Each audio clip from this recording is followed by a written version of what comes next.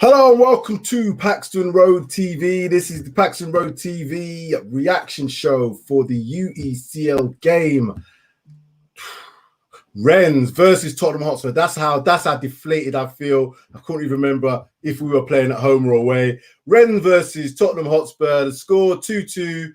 And what can only be described as a bit of a saving grace from Hojbjerg quite late on in the game. I'm joined, as you can see, by not many at the moment because yeah, we've got a few people coming on, and we've got one who's joining right this moment, and we'll add him in just so our stream's got a few more people because everybody was kind of like had enough of Spurs today. But I'm joined in the house, Callum Cabs, and of course Marlon Bashman. Gentlemen, how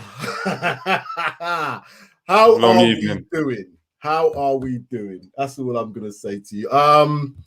Let me try and start off. I was happy with the starting 11, okay, given the fact that, we see a bit of pace up front. Bergwijn, Mora starting. The midfield, obviously, with Ndombele over Winks, 100% had to start. Gil, happy to see him in there. Not sure about the position just behind the striker, but I'm going to go with it because he's played there before. And yeah, it looked all right. First few minutes, dominating the kind of the possession-wise. They looked like they were going to just be, waiting, counter-attacking. They weren't pressing us high. They were waiting until we come there. The 4-5-1 system. We looked all right. We looked offensive. We got the goal. And then it just seemed to just go to 2.0. It looked like Jose 2.0 to me. We kind of stepped off it. They pressed us more. They had more of the ball. They started to put us under pressure. And it was just the pressure. The tempo was up by them. And yeah, they got a couple of goals. And obviously, we had some performances there that probably weren't fantastic. But I'm going to come, before I rant off this whole thing, I'm going to come to Callum first. What was your thoughts on the game itself? The result 2-2, when you look back, 2-2, probably going to be our toughest away game in this competition, at this stage of the competition, should I say. But what was your thoughts on the game itself, Cal? I mean, if I put my really positive hat on, like you said, it's definitely the toughest game we're going to have in this group, Rennes away. So a draw is not the worst result. But if I'm actually looking at it logically, the performance wasn't good enough. And for me, when I hear people talk about Nuno, they always say he's a nice man, he talks well, he's eloquent, great beard, whatnot. But it's never anything football related. What's his style of football? What's his identity? What is he trying to achieve with these men? Because he's been in charge 4 or 5 games now, and I can't tell. I don't know. Yeah. I just can't see any pattern of play, any consistent build-up play passing. I just don't know what it is that we're trying to do. Defensively, I know we didn't have our greatest back four, Davies, Doherty, Rodon. Like, it's not our strongest defense, but we was getting run ragged by Rennes at times. Doherty, I wanted to strangle him through the screen multiple times watching the game. Man can't complete 5-yard passes. You're a professional. He can't cross the ball. Can't cross the ball. Touch is horrific. Like, it's not good enough from him. I think the only bright spark is Ndombele. And even still, yeah, he was quiet at times, but started the game, he was good. Nice bits of trickery here and there, a couple good darting runs into the box. But overall, it's just not good enough. Yeah, you're quite right. If Ndombele was complemented by a couple of other players today that were on the same sort of level as him, we probably would have had a much different game. He was, you can see that he's got his skill set is different level to everybody on that pitch. Some of the things he was doing, even in the build up to the first goal, the little backing that he did to kind of keep that play going. Then it goes down that right hand side. Mora then comes in, has his shot. I do lucky deflection, yeah, but it was the attacking intent. It was the attacking intent that I like to see in that first 10, 15 minutes or whatever it was. And then it just seemed to kind of like, as you said, there was no real clear identity. Skip for me looked like in that role today, he looked like he lacked a little bit of fitness, whether his mobility, whether he has that mobility to play that single, holding midfielder to get across the pitch. He was across the pitch move. He looked like he was getting bypassed quite a bit. When he had the ball, he was neat and tidy, but yeah, just going across the pitch, he didn't look like he had enough legs to me today. And when you've got Hill and Ndombele in front, you're going to want to have somebody to have a little bit more legs to help him out, which when Hojbjerg came on, we seemed to have that little bit. But it was, like he said, that I'm not sure who was playing where and what was happening at times when we brought Emerson on, and We had 2 right backs on, and they were still attacking down that side. It was madness. It was complete madness down Doherty's side, and can't single the man out completely. But he was terrible today as one player. There was not a lot of great performances, but yeah, he looks like a player that's just completely gone of any confidence. Marlon, what you saying? Tell me, talk to me about the game. You think I'm going to be negative, isn't it? Nah, you know what? It weren't that bad, you know. You got to take into consideration there's a lot of players that were playing today that are young and they're not really first team players. I think the only person that really got to me was Doherty, because I swear there was about 4 or 5 times he could have crossed the ball, and he can't cross the ball. I swear all you do is play football. How can you not beat the first man? I don't get that. But I thought Skips played well. I think everyone played all right, to be honest. Roldan, Tanganga. Remember, they're young guys, and Tanganga played well. I can't knock it anymore. I think even Davis played well. So I think to get a draw to this team that was in Champions League last year, it's pretty good. They're not a bad team. I thought they're done all right. Spurs. Yeah, and to be fair, when you look at it like that, and again, when I wake up tomorrow, I'll probably look a little bit more objectively at it. Rennes were in the Champions League last year, away from home. Their crowd was really up for it today. You could see. 100%. I saw certain man's jumping over man's neck just to when they scored. It was like, wow, this is serious here. They're not playing about. But we kind of we weren't on the front foot often enough for me. When we scored, we allowed them to press a little bit more instead of moving that ball quicker. It just seems the options to kind of, apart from Ndombele was breaking irons and more at times, Bergwijn, he was trying to get in behind, but Kane was, for me, again, dropping far too deep to pick up the ball all the time in the midfield. We just got that no number 9 presence, and I'm not sure if they actually know when when Son plays, when Kane drops into that midfield, Son knows exactly where to make them darting runs, but I wasn't seeing enough of them other two in terms of making them darting runs. Let me just pull up this. Go on. Sorry, go on. I think the 4-3-3 is the issue. Right, so let me bring up this. Yeah, sorry, go on. Yeah. Let me bring up this starting 11, because this was one of the things that I just wanted to just touch on, because again, it was I don't know Spurs. Right, let's get this up. Share the screen. Here we go. Take this off. So the starting 11 today: Galini in goal, Doherty right back, Tanganga centre back with Rodon, Davis on left back, and Ndombele, Skip, Brian. It looked like they were playing a 4-1-2 in that, 1-2 in midfield. More on the left, more on the right, Harry Kane and Bergwijn. And again, I don't think any of us can really complain at that starting 11, given the injuries. That looks attacking enough. Do you know if, and I'm asking you now, Callum, do you think that we got the best out of Brian today in terms of that position, or did he look better when he moved to that left-hand side? What was your thoughts on Brian Hill? I mean, I didn't watch his debut a couple of weeks ago. I haven't seen too much of him. I don't really know what his best position is. I think I prefer him on the wing, but he didn't really have much luck cutting inside, crossing. Nothing about his performance today really stands out to me. But obviously, as a young kid, I do think he's got quick feet. He's definitely got a lot of talent in his locker. But I don't know about playing him as a number 8. I'm not too sure about that. I'm not too sure about that either. I think I would prefer to see him, if he was going to play in that position, I'd want to have a 4-2-3-1 system. The reason being, he could then be a bit more of a free role. When you're on that left-hand side of a 3 in a 4-1-2-3 that they played, he's got more defensive responsibilities.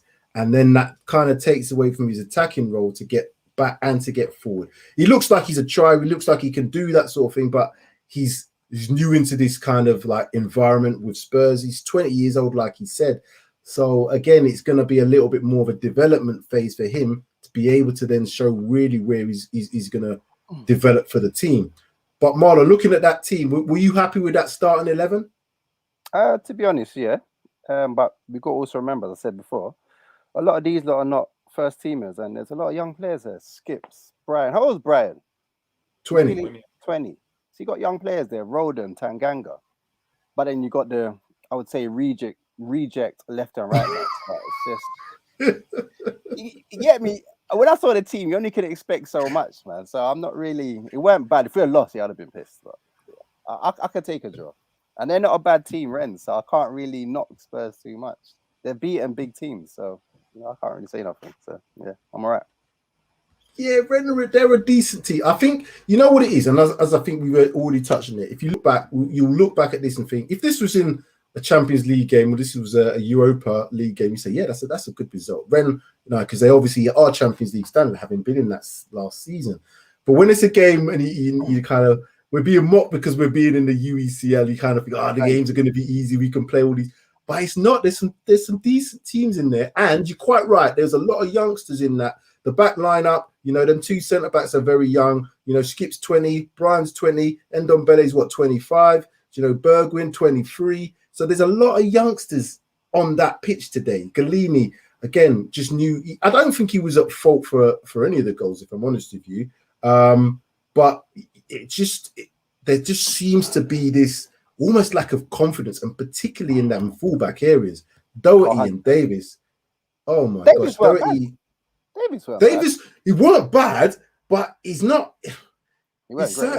He don't fill me with confidence. Put it that way. I don't know if he's got enough pace, and just some of his positional sense. He was kind of like turning around, and I'm seeing man's doing 360s. I don't want to see my defenders doing 360s. No, that's not a thing I should be seeing on the pitch. I want to see him in position, in line for that second goal. I think as well. I saw Doherty was just out of line from the rest of the back four. It's like, come on, man.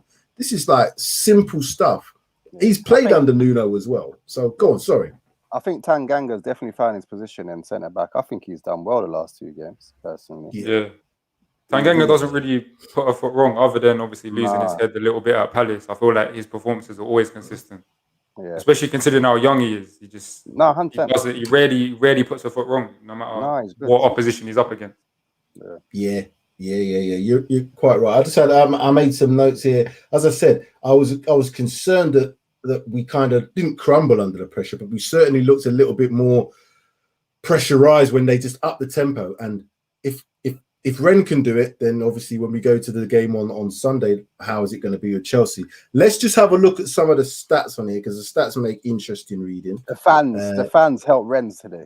Them fans were pretty nuts, and it got quite, I wouldn't say intimidating, but when you got fans like that, I swear they're still going on now making noise. That's how I do it. But it's good, isn't it? When you got fans like that, it's like an extra man, so it helps. Yeah, so they were definitely helping them, because, like I said, I saw man's in bare chest, properly like, we're on this today. But looking at the stats, 58% possession for us to their 42. They had 18 shots to our 10. Shots on target, both 4 each. Corners 2-1 to them, and fouls 13 to Rennes, 11 to us. Considering we only had 2 shots all game against Crystal Palace, would you say that this is a little bit more of an attacking performance, Callum, or do you want to see more from Tottenham going forward, even with the players that were out, the players that played today? Do we need to see more from them attacking wise? I want to see a lot more going forward. A lot more. Obviously, it's a shame that Bergwijn got injured again. I think it was the same ankle that he's been having problems with. So he obviously come off early. I mean, since he didn't get his move to City, Charlie Kane's brother has not looked like the man he used to be. Charlie Kane's brother. His head's not at the club. Even when he's trying to drop deep and pick up passes, I don't know if you don't remember the first minute of the game when he's tried that switch and it's all gone out for a goal kick. I think this is Kane we're talking about, and that wasn't the only pass that he made like that during the game. I don't know what he's on. He's obviously, his head's not at Tottenham anymore, in my opinion. I think he's gonna have. I don't mean to sound pessimistic, but I think he's gonna have his lowest scoring season at the club. That's gonna be a concern going forward, because, like you said, he didn't look great in the game against Crystal Palace. They obviously had an agreement today that he'd pay 50 to 60 minutes and then he'd come off, obviously with Chelsea in mind. But if he plays like that against Chelsea, there's only one winner in terms of who's going to be the better striker on the day, Lukaku or Kane. Lukaku is absolutely flying because he does everything as a striker. He goes in behind in terms of running in behind. He can hold the ball up. He can run the channels. He's great in the air. He's strong, physical. You ain't getting the ball off of him. Kane, to me, when he tries to drop into this midfield, which Lukaku doesn't really do because that's not his game. Kane's doing that still, but we ain't got the personnel in terms of Son or the cuteness of, you know, players. It's all about, for me, going behind their defense. Sometimes when it's like, you know, congested, which they had their 4-5-1, it's very congested. You've got to do something else. You can either score 3 ways. You go around them, you go over the top, you go through them. When it's not working when you're getting through them, do you know what I mean? And it's not working when you're getting around them, because we couldn't seem to get around them too often. You know, you got to go over the top sometimes. Just turn them around, even if it doesn't come to anything. Make them think about things. I don't think we made them think enough. They just seemed like they was like comfortable with what we were doing today. So, Marlon, just looking at them stats, I think a lot of them shots did come particularly early in the game as well.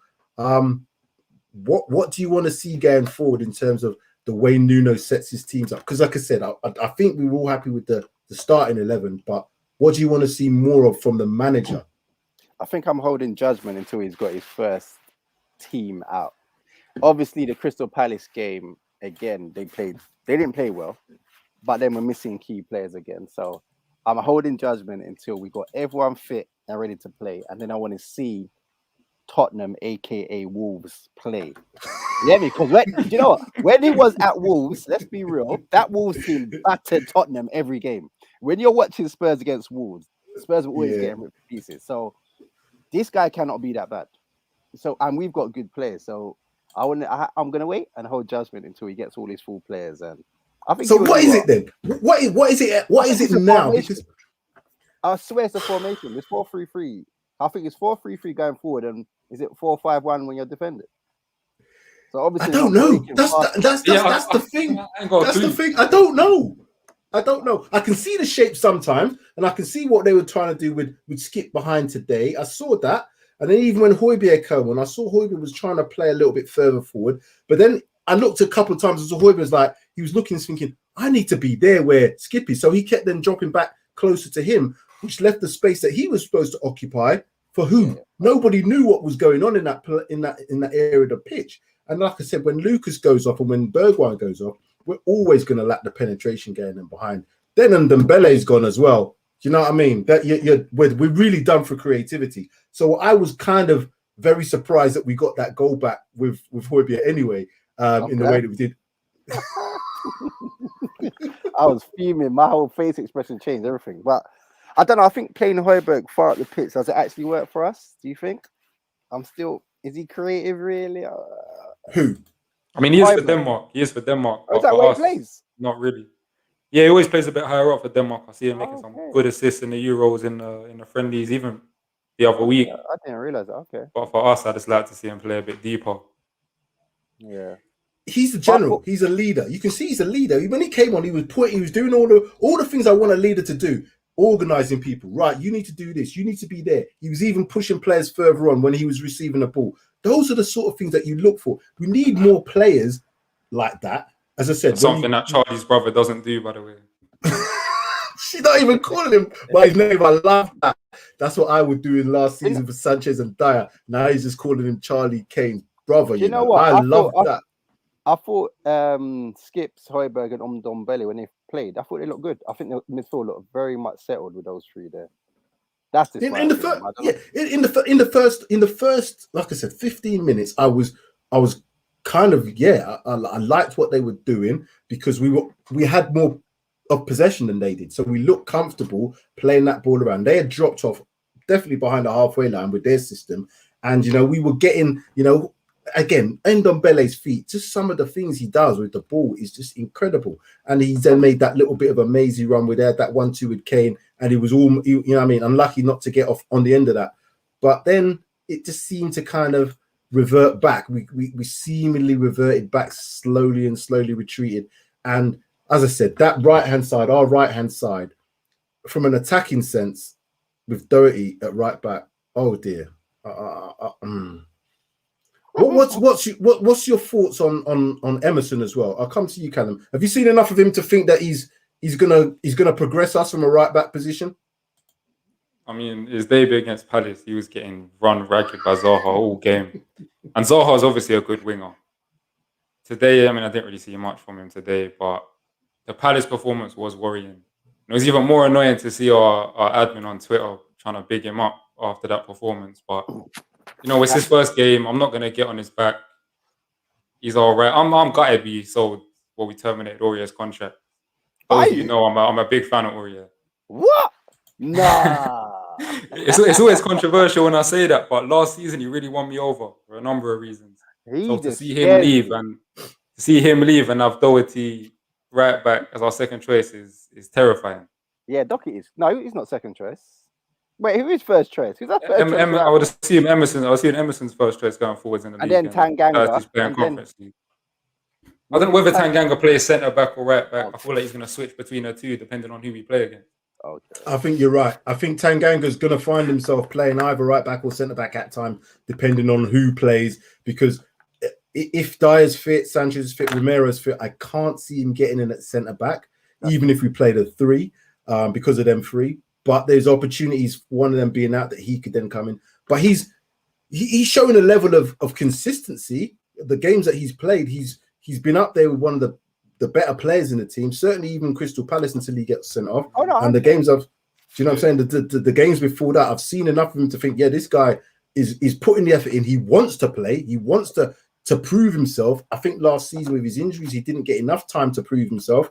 And now he's getting that time to shine a little bit. I'm hoping that they will just, keep that going, because we need players like that. It's that I just don't think battles. He's a battle. Yeah, when he was like squaring up to Zaha. I love that. That's the sort of thing that we all love to see. We really do love to see. Just get into some of the comments here. And there's one comment here from Sean Snow, which is very true. The refereeing was criminal. Some of the fouls he let them get away with today was physical. What nice. It was very much on the physical side of things. But you always get this idea that in Europe, they don't allow that physical side. But this guy, he's like a John Moss. He was like a John Moss. John Moss just waves things on. Carry on. You can get a man's leg broke. He said, don't worry, it's only a little. I'm not mad at it, I like it. Like, same way in the Premier League, I think they've changed. I don't know what rules specifically, but they're letting play go on a lot more. And little fouls, they're sort of turning a blind eye. And I like it. I like watching the games go on. Whereas we've seen in previous seasons, every little foul, little touch, the ref blows a whistle. It's a contact sport. Sometimes little niggly fouls, play on, man. Just play on. Yeah, no, fair enough. Yeah, that's fair enough. And like I said, when it goes for you, it's great. When it goes against you, like when we got 2 injuries now that have come up because of it, you kind of think, the referee should have done this and the referee should have done that. Because the tackle swings around about stuff. It goes for you, then it goes against you. 100%. The tackle on Mora, you could kind of think, referee, that should have definitely been something. He should have allowed that, or at least made the player aware that that's not the sort of tackle. But he wasn't going to send anybody off. You could see that he was letting things flow. But if they're doing that, then we need to get our foot in. You know what I mean? We need to put our foot in as well. Do you know what I'm saying? I didn't see enough of that. So again, it's like, if the referee's gonna Doherty just I don't mean to come back. He's not good. He's not good. He didn't even have anything defensively. His strengths are going forward. I know that. But defensively, again, when I see the players doing 360 in their position, that is no good thing for a defender. You can't be doing that. You just really can't. Let's go to a couple of these comments here. We got quite a few that's come through here. So Kamal, welcome. Have to build a team around Ndombele now. He looks interested. Harry Redknapp would have got the best out of him. He needs the love and arm around his shoulder. And I completely agree. I've said this previously. Do you think we should be building a team around Ndombele? No. Absolutely. Absolutely. So we're going to come to Marlon first. And then we're going to come to... I agree with you. Build it, but I say no because I don't think he's loyal, man. Yeah, no, he's not. He's not. So you can't build a team around someone that's not loyal. So you're gonna build a team around him. Don't get it twisted. I was so happy he was on today. That first 10 minutes, I was like, yes, this is Spurs. But then I was thinking, come January, this man might want to leave. So I'm not gonna get excited and get frustrated. So I would say if he's committed, 100% build a team around him because he's a brilliant player. But if he's not committed, then I don't know. What's your thoughts on it then, Cal? You know what? Marlon raises a great point because it seems like every 3-4 months or so, something comes up, he wants to leave again. So it is hard to build a team around a player that you don't know if they're really committed to the future of the club. At the same time, ability-wise, that type of midfielder is the type of player you build a team around. But is it because is it because the fact that he's not being, I wouldn't say respected, because the managers that have come in, he isn't being respected. He isn't. So When yeah, he got benched for 4 games in a row by Mason, and then not started in the final of the Carabao Cup when he played every other game in the competition, that's disrespectful. 100%. So, and again, you lose, I guess, his best mates in Aurea and what's his name, Musa Sissoko. You know, he's kind of thinking, well, boy, these guys are not really respecting me. Not playing. He didn't play anything in pre-season. You know, and I've seen all these training pictures of him doing bits on the pitch and all the rest of it. So maybe that's part of it. Maybe he doesn't feel loved, and that's the job of the coach. That's the job of the manager of Spurs, to get the best out of a player. And I've always said, if a player lacks deficiencies in certain areas, but the other positives far outweigh those deficiencies, work to those things. He's not going to be the best at tracking back, running forward, running back. He likes to run back every now and again when he wants to, but he does his bits and pieces up top. He does his bits and pieces when he's got the ball at his feet. So get him the ball in areas of the pitch where he can do that sort of stuff and make a difference. And we saw that when he did. Do you know what I'm saying? So, yeah, James is making a point here. Well, welcome, James. European games are a whole new type of match. Teams fight harder. You have to match it. Do you think we matched them physically today, Marlon? And you're on mute, don't forget. Sorry. Not really. No, we didn't. And they were pressing us all over the pitch. But I think obviously their fans were up for it. I just think there was a time where they just pinned us back for a good, let's say, 7 to 10 minutes. So I wouldn't say we did, but I think once Hojbjerg came on and we had those 3 in the midfield, it made us a bit more solid. Because having Brian, Skips, and Ndombele, that weren't working. There's no strength in there. So it was a lot of pressure on them. So no, it didn't really work. It's gonna be a different game at the lane, so it's all right. 100%. I think the home games. I think with the home games and with the rest of the teams that's in our group, I don't think we're going to have a problem. Even with the likes of the lineup we had today, I think we could probably even get away with playing a couple more youngsters at home. Rennes is definitely going to be the tougher game than all the rest of the ones in there, but there is no way that we shouldn't, in my opinion, top the group and then obviously make it to the playoff round. Gonna get some final thoughts off you guys then. Just give us a final overview of that performance, what you thought was good, what you didn't think was too good, and then what obviously you're looking forward to for the weekend, Callum. I mean, Marlon was a lot more optimistic than I am. I didn't love it. It felt like a chore to watch. I thought watching Europa League was bad last season. Watching Conference League is going to be even worse. And the worst thing about it all is it's the same theme tune. They haven't even bothered to make a new song for this competition. So why should I be bothered to watch it? You know what I mean? Like, it's just Thursday night. Even like not even an 8 o'clock kickoff. It's not even 8 o'clock. I was just going to say 5:55 or whatever. Yeah, it's still daylight. It's still daylight. Just finished work and you're coming home to this, racing home to watch us draw with Rennes. It's not what you want. And then.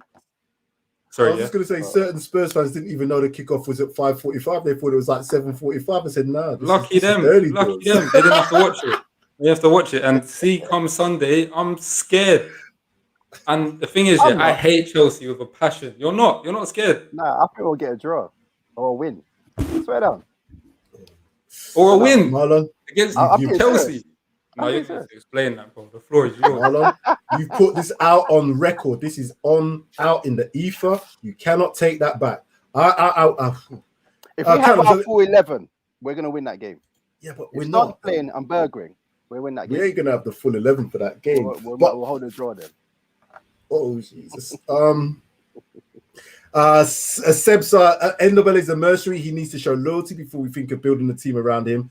At 200k per week, you got a point in there. If you're being paid 200k a week, it's not his fault he's being paid 200k a week. That's what we decided to pay him, and that's what his agents negotiate. That's again not his fault for being 54 million pounds worth of a footballer. But what is his fault? What is his problem? Is to show whatever it is he's not showing each of these managers that have, as I say, maybe disrespect's maybe a bit too much of a strong word for all of them, but certainly not showing him enough of a chance to prove himself. Then there must be something, but I don't know what it is, because I see that he can work back. I see that obviously he's going forward and his touch and breaking lines is fantastic. Is it his attitude? I don't know. Sometimes he looks like to me like he can't be bothered, because You know, he thinks maybe the rest of the players around him are just not at his level. And I've always said that, I've maintained that. With a player like him, you need to have a couple of other players who are on that same sort of level that will give him but yeah, I can show you, and I'm going to prove that I can do that. You've done that, I can do this. That's the sort of player he is for me. But no, I do hear that, but I do feel like with his attitude gets questioned a lot, and I feel like his body language on the pitch, he's just one of them players. Like even when he runs, I feel like it's a bit like Özil. When he's not necessarily having a good game, it looks like he's lazy and not interested, but that's just him. Same way with Eriksen. Right. You watch the way Eriksen walks around the pitch.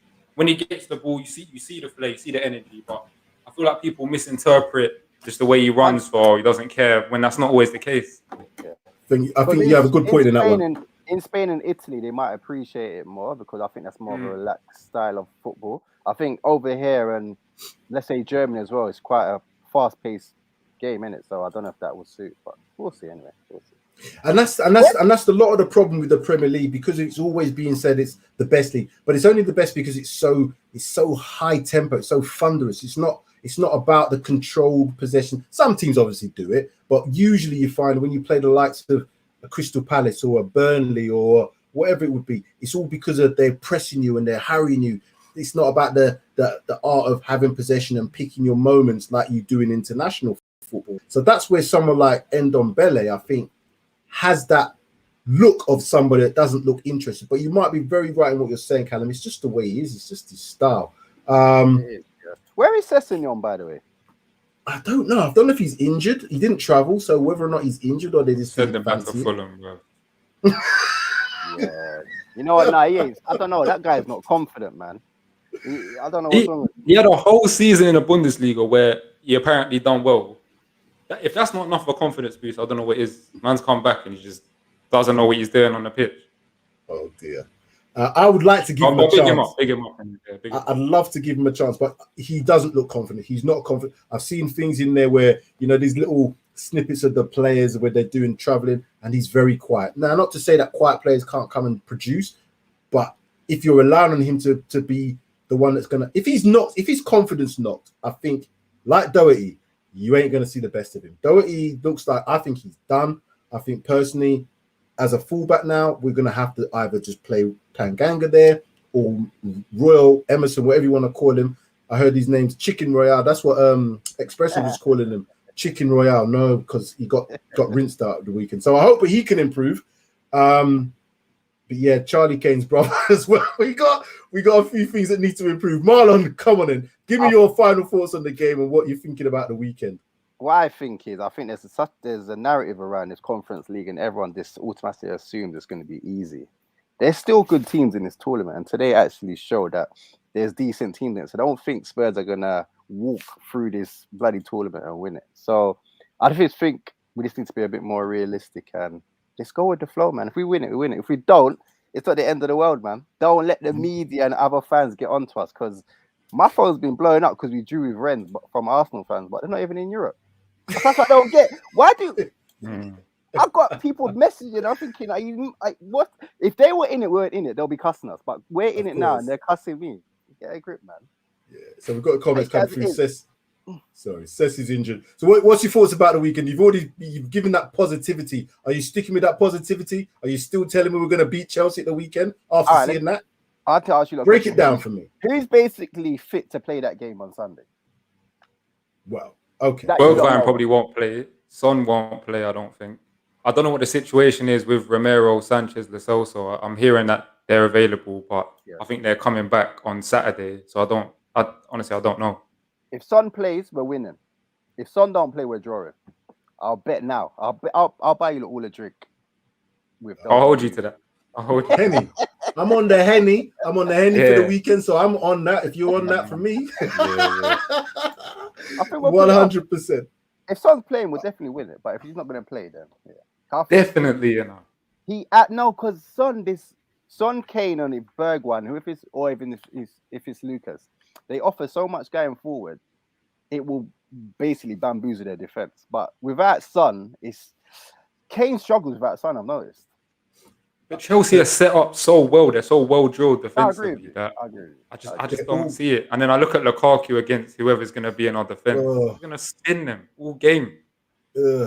If he was I up don't against, even know if Dyer and that is back. I don't know. well, the thing is, Yaffet can't play because he's suspended anyway. And let's say worst case scenario, Sanchez, Romero, and Dyer can't play at centre back because of whatever reasons, Dyer injury, and them two because they can't get back in the country. Lukaku is going to actually chew up whoever plays. I will mean chew them up, spit them out, and leave them on the pitch at the top because he's just on bits at the moment. And I'm talking proper. I watched his game at the weekend. I watched his game when he played that. What was it? The 2-0 was it against Arsenal? Was it Arsenal? 2 goals. Yeah. The 2 goals the other day against. He's not playing about. Where he's cut inside, and then the second one he's banged it the last 5 minutes. I can't even remember who they were playing. His game's really developed. Villa or something. Was it Villa? Yeah, Villa. Yeah, Villa. That's right. But he's not doing things that's outside of what I expected him to do. When he was at Man United, we was all saying, he's got no first touch, ball's bouncing off, he's got donkey touch, all the rest of it. The man just worked on his game. I've heard a lot of interviews saying that he just worked, completely worked. He looks even slimmer. He don't look like that as heavy as he did before. He weren't like overweight or anything, but he looks a little bit more, I'd say broader. He looks like he's worked on that aspect of his game. So he's worked on his fitness, he's worked on his touch. He's always going to be a threat going in behind. He's always going to be a mad player in the air. I just don't know what it would be like if we don't have a decent back pairing of, the two that we've had so far, Sanchez and Dyer. One of them might not be playing at the weekend. So we got to hope that we have some players back. For me, Tanganga's the biggest loss for that game, even if Son is injured. Because if he wasn't suspended, Tanganga at centre-back against Lukaku would have been a big battle. Was it a battle? Yeah. All right, gentlemen. I think we'll probably I'll come to a couple more. We've got a couple more comments here. We've got Chelsea looking imperious at the moment from Kim B. You're not wrong. What was that last one before that? Do you think the one before that, Kim B one? The one before Kim B. Do you think something? I can't see that one now. I must have missed that one. Sorry, I can't see what you're talking about. Premier Hotspur TV, evening guys. We will struggle against Chelsea, especially with Lukaku up top.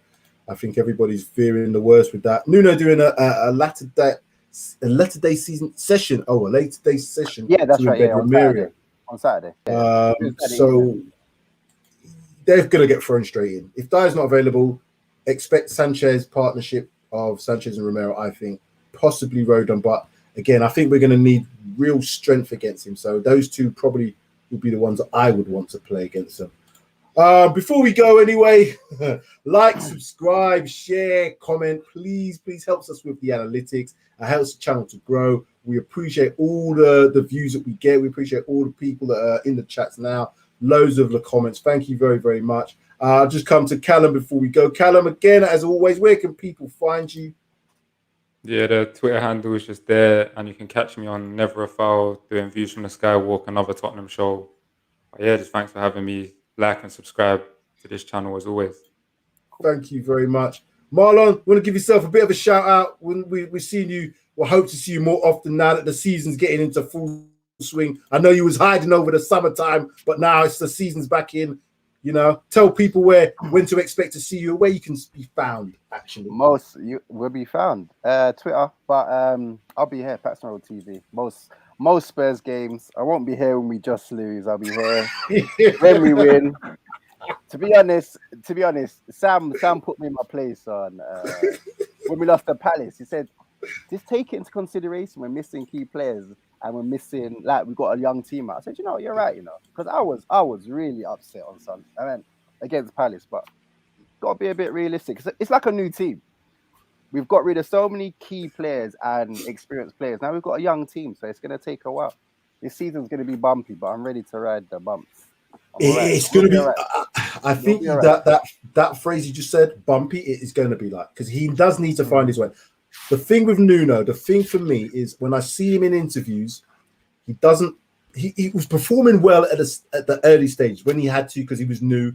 But I see the last couple, he's very prickly. He doesn't want to answer too much. He doesn't want to give too much away. When you ask Jose a question, he might give you an answer for 20 minutes. This guy's giving you an answer for less than 20 milliseconds at times. Beard's getting more grey as well. He's stressed.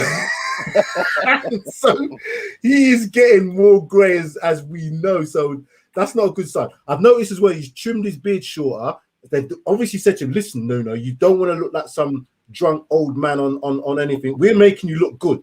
But these facial features in the interview I saw recently looked like the world was on his shoulders. And I don't know why, because it's only 4 games into the Premiership season. That's what the problem is for me. I think he's frustrated. He looks very frustrated, but it's very early to get frustrated. So. But you can't be showing that so early on. If it's Jose, even when Jose was under his biggest pressures, he always come out, chest out, and what? This guy looks like, oh my gosh, the world's on my shoulders. And I don't know. So that's my only concern. I'm backing with the manager. There's not even any sort of doubt about telling managers to go like rules. Nah, none of that. Let's just stick with him. Let's see how he performs. Okay, guys. I think we've done enough. We've got it out of our system. Let's hopefully think that the Spurs guys can do better than this. So Callum, thank you very much. Marlon, thank you very much. As always. Yeah, let's come on you Spurs. Come on you Spurs.